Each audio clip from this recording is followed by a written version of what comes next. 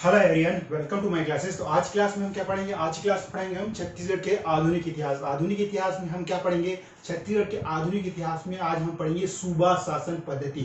सूबा शासन पद्धति के क्या मतलब होता है? सूबा शासन पद्धति का अर्थ होता है कि कहाँ जो प्रत्यक्ष राजा होता है, जो यानी नागपुर के जो भोसला शासक है, वह नागपुर में रहकर छत्तीसगढ़ के जो कार्यों की अवलोकन करते हैं एवं यहाँ किस प्रकार शासन चल रहे हैं उसकी उन लोग अपने अधीनस्थ अधिकारी के द्वारा अपना जानकारी प्राप्त करते हैं। तो हम पढ़ते हैं सूबा शासन पद्धति या माल गुजार शासन पद्धति। इसकी शुरुआत किसने की थी? इसकी शुरुआत की थी वेंको जी भोसले ना।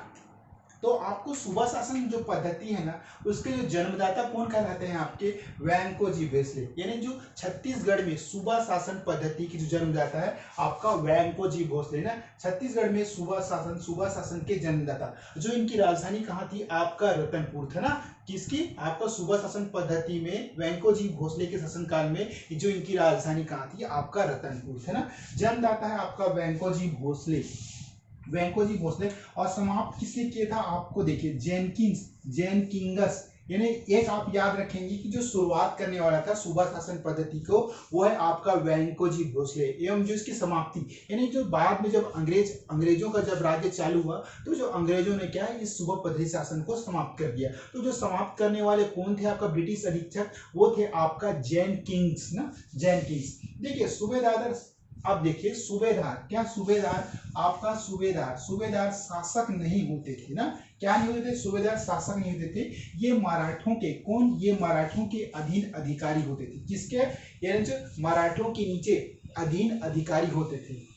इस शासन पद्धति के द्वारा प्रदेश में अनेक सूबेदारों की नियुक्ति की गई। देखिए अब जो सूबा शासन या माल गुजार शासन पद्धति के तहत इस प्रदेश में अनेक यानी बहुत से सूबेदारों की नियुक्ति गई। कहाँ की गई? आपका छत्तीसगढ़ में रतनपुर में आपका अनेक सूबेदारों की नियुक्ति की गई। तो सबसे पहला सूबेदार है, हम पढ़ते हैं छत्तीसगढ़ में सबसे पहला जो नियुक्त सूबेदार कौन थे? आपका महिपत राव दिनकर ना। ये आपका महिपत राव दिनकर थे। 1788 से 1790 ईस्वी तक क्या थे? आपका छत्तीसगढ़ के जो पहले प्रथम सूबेदार थे। देखिए छत्तीसगढ़ के प्रथम सूबेदार थे कौन थे? आपका महिपत राव दिनकर ना। 1790 में क्या यूरोपीय यात्री, अब जब इनके शासनकाल में, किसके शासनकाल में? महिपत राव दिनकर के शासन के काल में यूरोपियन यात्री, कौन यूरोपियन यात्री? फॉरेस्टर। आपका फॉरेस्टर का क्या? फॉरेस्टर का छत्तीसगढ़ आगमन हुआ। उसके बाद क्या हुआ? जो आनंदीबाई। अब देखिए महिपत राव दिनकर का जो आनंदीबाई के साथ हमेशा सत्ता के लिए संघर्ष होता रहता है। ये आनंदीबाई के साथ सत्ता के लिए, किसके लिए भाई? आपका सत्ता के लिए संघर्ष होता रहता था ना। और संघर्ष इनके शासनकाल में जो क्या है? महिपत राव दिनकर के शासनकाल में जो सारी शक्तियां क्या है? आनंदीबाई के हाथों में थी। कौन? आनंदीबाई के हाथों में थी। किसके शासनकाल में? आपका महिपत राव दिनकर के शासनकाल में जो सारी शक्तियां किसके हाथों में थी? आनंदीबाई के हाथों में थी ना। तो उसके बाद दूसरा पढ़ते हैं विठल राव दिनकर ना। विठल राव दिनकर ने 1790 से 1796 ईस्वी तक शासन किया सूबा शासन में ना। इनके शासनकाल में 1795 ईस्वी में क्या? 1795 ईस्वी में मिस्टर क्या है? आपका मिस्टर जेटी ब्लंट। क्या है आपका? जेटी ब्लंट छत्तीसगढ़ की यात्रा की। किसके शासनकाल में? आपका विठल राव दिनकर के शासनकाल में ना। ये विठल राव दिनकर के शासनकाल में क्या है? Mister jetty blunt. क्या है आपका? मिस्टर जेटी ब्लंट का छत्तीसगढ़ की यात्रा की। उसके बाद ये परगना पद्धति के जन्मदाता भी कहलाते हैं। कौन? आपका विठल राव दिनकर ना। ये आपका परगना पद्धति के जन्मदाता कहलाता है। और जो इनके प्रमुख को क्या कहता है? कमाविसदार ना। कमाविसदार कहते हैं। इन्होंने क्या? छत्तीसगढ़ को क्या है? 27 परगनों में विभाजित किया। किसने किया? विठल राव दिनकर ने। छत्तीसगढ़ को क्या है? इन्होंने 36 परगनों, क्या? छत्तीसगढ़ों को 27 परगनों में विभाजित किया। ये आपका छत्तीसगढ़ को क्या? 27 परगनों में विभाजित किया, कर दिया। किसने किया? आपका विठल राव दिनकर ने। देखिए उसके बाद तीसरे नंबर पे आपका भवानी कालू। ये बहुत ही अल्प समय यानी बहुत ही कम समय के लिए ये सूबेदार नियुक्त हुए। देखिए अल्प अवधि हेतु सूबेदार नियुक्त हुए। कब से कब तक? आपका 1796 से 97 तक ये भवानी कालू क्या है, सूबेदार नियुक्त हुई। उसके बाद नेक्स्ट है आपका चौथे नंबर पे केशव गोविंद। केशव गोविंद कब से हुए, 1797 से आपका 1880 ना। देखिए सर्वाधिक यानी सबसे लंबे समय तक जो छत्तीसगढ़ में जो सूबा शासन चलाने वाला शासक कौन था, आपका केशव गोविंद ना, केशव गोविंद। सर्वाधिक समय, सबसे लंबे सर्वाधिक समय तक सूबेदार थे। अभी जो इसके शासनकाल में कौन, आपके केशव गोविंद के शासनकाल में कौन से अंग्रेज यात्री ने यात्रा की थी, वो आपका कोलब्रुक ने यात्रा की थी ना। ये यूरोपीय यात्री कौन थे, यूरोपीय यात्री आपका कोलब्रुक ने छत्तीसगढ़ की यात्रा की थी। किसके, केशव गोविंद के शासनकाल में ना कोलब्रुक ने छत्तीसगढ़ की यात्रा की थी। अब हम पढ़ते हैं जो आपका केशव गोविंद के शासनकाल में क्या हुआ था, पिंडारियों का आक्रमण हुआ था। ये देखिए पिंडारी आक्रमण से रक्षा की थी। किसने की थी, केशव गोविंद ने, जो मराठा को क्या है आपका पिंडारियों के आक्रमण से रक्षा की थी। ये पिंडारियों के आक्रमण से रक्षा की थी। केशव गोविंद ने संबलपुर क्षेत्र को जीतकर जो मराठाओं का जो शासन विस्तृत किया था। किसने, आपका केशव गोविंद ने मराठों का क्षेत्र विस्तृत किया। किसको जीतकर, आपका संबलपुर क्षेत्र को जीतकर मराठों का क्षेत्र विस्तृत किया। उसके बाद पढ़ते हैं बीकोजी पेंट्री भी बहुत ही कम समय के लिए इन्हें सूबा नियुक्त किया गया था, 1808 से 9, इन्हें बहुत ही कम समय के इन्हें सूबेदार नियुक्त किया गया था। उसके बाद नेक्स्ट है आपका बीकाजी गोपाल। ये आपका 6वें नंबर का बीकाजी गोपाल, क्या बोलते हैं आप इनको, बीकाजी गोपाल, भीका भाव के नाम से इन्हें पुकारा जाता था। 1809 से 1817 ईस्वी में इन्होंने इस क्षेत्र में शासन किया। देखिए इनके समय में पिंडारियों की, किनके समय में, भीका भाव के शासनकाल के समय पिंडारियों की गतिविधि अपने चरम सीमा पर थी, अपने क्या चरम सीमा पर थी, और छत्तीसगढ़ में लूट की थी क्या, और छत्तीसगढ़ में लूटपाट मचाया हुआ था पिंडारियों ने। तो देखिए आज छत्तीसगढ़ लूट की थी। सरगुजा रियासत क्या है, जमींदारी। अब देखिए सरगुजा की रियासत में उस समय क्या, सरगुजा रियासत थी, जमींदारी में क्या हस्तक्षेप हुआ। फिर आपका उत्तराधिकारी के लिए भी संघर्ष हुआ इनके शासनकाल में, भीका भाव के। इनके शासनकाल के दौरान काफी राजनीतिक अस्थिरता थी। किसके शासनकाल में, यानी भीका भाव के जो शासनकाल में क्या है, इनके जो शासनकाल में बहुत अधिक राजनीतिक अस्थिरता थी। राजनीतिक अस्थिरता मतलब इनके शासनकाल में कुछ राजनीतिक कार्य अच्छे से नहीं चल रहा था, इसलिए इनके शासनकाल में राजनीतिक अस्थिरता थी ना। छत्तीसगढ़ के जो भोसला शासन, जो वेंको जी की मृत्यु हो गई, किनके शासनकाल में, छत्तीसगढ़ की जो भोसला शासन के वेंको जी की मृत्यु हो गई 1811 ईस्वी में। ये भीका भाव के शासनकाल में हुई। भोसला शासक क्या है, रघु जी द्वितीय की मृत्यु हो गई। फिर परसों जी भोसले की भी मृत्यु हो गई, अप्पा साहब को छत्तीसगढ़ में भोसला शासक के रूप में नियुक्त किया गया, और अंग्रेजों की से सहायक संधि कर ली। ये सब जो है ना कौन सूबेदार के शासनकाल में, भीका भाव, यानी आप बोलते हैं बीकाजी गोपाल, भीका भाव। देखिए उसके बाद है आपका सखाराम हरि एवं सीताराम टाटिया। अब देखिए 7वां नंबर में जो सूबेदार थे, सखाराम एवं सीताराम, क्या है, सखाराम हरि एवं सीताराम टाटिया। देखिए 1817 से सिर्फ 17, एक ही साल तक इन्होंने सूबेदार नियुक्त किया गया था। सखाराम हरि की, अब देखिए सखाराम हरि की हत्या एक रतनपुर निवासी ने गोली मारकर कर दी ना, निवासी द्वारा गोली मारकर कर दी गई। किसकी हत्या, सखाराम हरि की हत्या ना, रतनपुर के एक निवासी द्वारा गोली मारकर इनकी हत्या कर दी गई। उसके बाद नेक्स्ट है आपका यादव राव दिवाकर। ये हमारे सूबा शासन में सबसे लास्ट एवं अंतिम जो सूबेदार था वो है आपका यादव राव दिवाकर, 1817 से 1818। छत्तीसगढ़ की, ये क्या है ना आपका, छत्तीसगढ़ के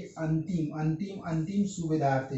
इनके शासन काल में सीताबर्डी का युद्ध हुआ। देखिए ना, ये मॉडर्न हिस्ट्री यानी आपका आधुनिक भारत में है, तो सीताबर्डी का युद्ध हुआ किसके बीच, अंग्रेजों और मराठों के बीच में ना। देखिए यहाँ पे सीताबर्डी का युद्ध 1818 के बाद आंग्ल मराठा संधि के तहत 1818 में मराठा शासन व्यवस्था में ब्रिटिश नियंत्रण प्रारंभ हो गया। अब देखिए इनके जो शासनकाल में जो सीताबर्डी का जो युद्ध हुआ, उसमें आंग्ल मराठा युद्ध के तहत जो 1818 में अंग्रेजों और मराठों के बीच क्या एक संधि हुई। कौन सी संधि हुई, संधि होने के कारण क्या, जो ये मराठा शासक का जो शासनकाल है ना, वो अंग्रेजों के नियंत्रण में आ गया। तो देखिए और उसका जो ब्रिटिश रेजिडेंट जेनिकिंस, ये आपका ब्रिटिश रेजिडेंट जेनिकिंस ने क्या, जेनिकिंस ने सूबा शासन पद्धति को समाप्त कर ब्रिटिश अधीक्षकों की नियुक्ति कर दी। ये ब्रिटिश अधीक्षकों की नियुक्ति कर दी। किसकी नियुक्ति कर दी? देखिए जेनकिंस ने क्या किया, सूबेदारी जो शासन प्रथा को समाप्त कर दिया और क्या है, ब्रिटिश अधीक्षकों की नियुक्ति कर दी। तो ये था हमारे छत्तीसगढ़ के जो आधुनिक इतिहास में सूबा शासन पद्धति के बारे में किन किन शासकों ने सूबा पद्धति में कौन कौन से मतलब आपको सुविधा दी है। तो चलो एक बार हम लोग फास्ट रिवाइज करते हैं। हम पढ़ रहे हैं छत्तीसगढ़ के जो आधुनिक इतिहास में सूबा शासन पद्धति या माल गुजार शासन पद्धति, ये प्रारंभ होता 1787 से 1818। देखिए वैंको जी भोसले छत्तीसगढ़ में सूबा शासन पद्धति के जन्मदाता है। राजधानी आपका रतनपुर है। जन्मदाता है वैंको जी भोसले। जो समाप्ति किसने की? आपका जेनकिंस ने की थी। सूबेदार, देखिए अब सूबेदार शासक नहीं होते थे, ये मराठों के अधीन कार्य करते थे, मराठों के अधीन अधिकारी होते थे। इस शासन पद्धति के द्वारा प्रदेश में अनेक सूबेदार नियुक्ति की गई। सबसे पहला है आपका महिपत राव दिनकर। 1788 से 90 छत्तीसगढ़ के प्रथम सूबेदार थे। कौन थे आपका? महिपत राव दिनकर छत्तीसगढ़ के आपका प्रथम सूबेदार थे। उसके बाद है इनके जो शासनकाल में 1790 में यूरोपियन यात्री फॉरेस्टर का जो छत्तीसगढ़ आगमन हुआ और आनंदी बाई से महिपत राव दिनकर का सत्ता के लिए हमेशा संघर्ष होता था। देखिए आज को आनंदी बाई जो सत्ता में आने के बाद क्या हुआ, जो इनकी जो सत्ता है क्या है, महिपत राव दिनकर के हाथों से अधिक चली गई। किसके हाथों में? आनंदीबाई के हाथों में। देखिए इनके शासनकाल में सारी शक्तियां क्या है, आनंदीबाई के हाथों में थी। इनके शासनकाल में आपका महिपत राव दिनकर के शासनकाल में सारी शक्तियां आनंदीबाई के हाथों में थी। उसके बाद विठ्ठल राव दिनकर 1790 से 96 इनके शासनकाल में, किनके शासनकाल में? आपका विठ्ठल राव दिनकर के शासनकाल में मिस्टर J.T. ब्लंट ने क्या छत्तीसगढ़ की यात्रा की थी परगना पद्धति के क्या। अब यदि विठ्ठल राव दिनकर कोई परगना पद्धति की जन्मदाता कहा था और जो इनके प्रमुख क्या कहता था, कमाविसदार ना, आगे पढ़ेंगे हम कमाविस के बारे में। इन्होंने छत्तीसगढ़ को क्या 27 परगनों में विभाजित किया। ये जो परगना पद्धति है 27 परगना, इसके बारे में भी हम आगे काफी डिटेल से पढ़ेंगे कि ये परगना पद्धति क्या होता है। तो देखिए छत्तीसगढ़ को क्या 27 परगनों में विभाजित कर दिया। किसने? विठ्ठल राव दिनकर ने। उसका तीसरा नाम भवानी कालू 1796 से 97। ये अल्प अवधि यानी कम समय के लिए सूबेदार नियुक्त किए गए थे।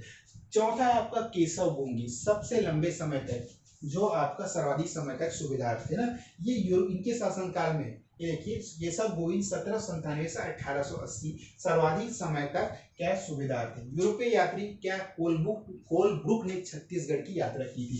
पिंडारी आक्रमण से रक्षा की थी। केशव गोविंद ने संबलपुर क्षेत्र को जीतकर मराठों का क्षेत्र काफी विस्तृत किया। किसने किया? आपका केशव गोविंद ने। उसके बाद है बीकोजी पेंड्री, इनके जो शासनकाल है 1808 से 1809 तक था। ये भी बहुत ही कम समय के लिए, अल्प समय के लिए ये सूबेदार नियुक्त किए गए थे। ठीक है। उसके बाद है बीका जी गोपाल, बीका भाव 1809 से 1817। इनके समय में पिंडारियों की गतिविधियों कि अपने चरम सीमा में थी और छत्तीसगढ़ में काफी अधिक मात्रा में लूटपाट की गई थी। भीका जी के भाव के जो शासनकाल में काफी राजनीतिक अस्थिरता थी। इनके शासनकाल में राजनीति ठीक से चल नहीं रही थी ना।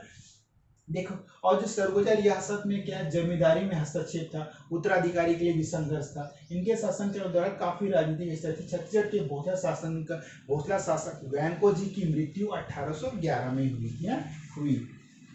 दूसरा है भोसला शासक क्या रघुजी द्वितीय की मृत्यु हुई। तीसरा परसोजी की भोसले की भी मृत्यु हुई भीका भाव के शासनकाल में। अप्पा साहब को छत्तीसगढ़ में भोसला शासक के रूप में नियुक्त किया गया और अंग्रेजों की सहायक शक्ति भी स्वीकार करनी पड़ी। ये सब किसके कौन से सूबेदार के शासनकाल में हुआ था? यह है आपका बीका जी गोपाल उर्फ भीका भाऊ। देखिए इसका 7वां नंबर में सखाराम हरि एवं सीताराम टाटिया। इनका शासनकाल था 1817। सखाराम हरि की हत्या रतनपुर के एक निवासी ने गोली मार कर दी थी। उसके बाद लास्ट आपका जो सूबेदार है महिपत राव यादव राव दिवाकर। 1817 से 1818 छत्तीसगढ़ में अंतिम सूबेदार नियुक्त किए गए। कौन किए गए? आपका यादव दिवाकर। देखिए अब इसके बाद जानते हैं जो क्या है, धार्मिक सीधा है आपका मराठा शासन व्यवस्था में क्या है, ब्रिटिश नियंत्रण क्या आरंभ हो गया। अब ब्रिटिश रेजिडेंट समाप्त कर ब्रिटिश अधीक्षकों की नियुक्ति की। तो इस प्रकार हमने जो छत्तीसगढ़ के आधुनिक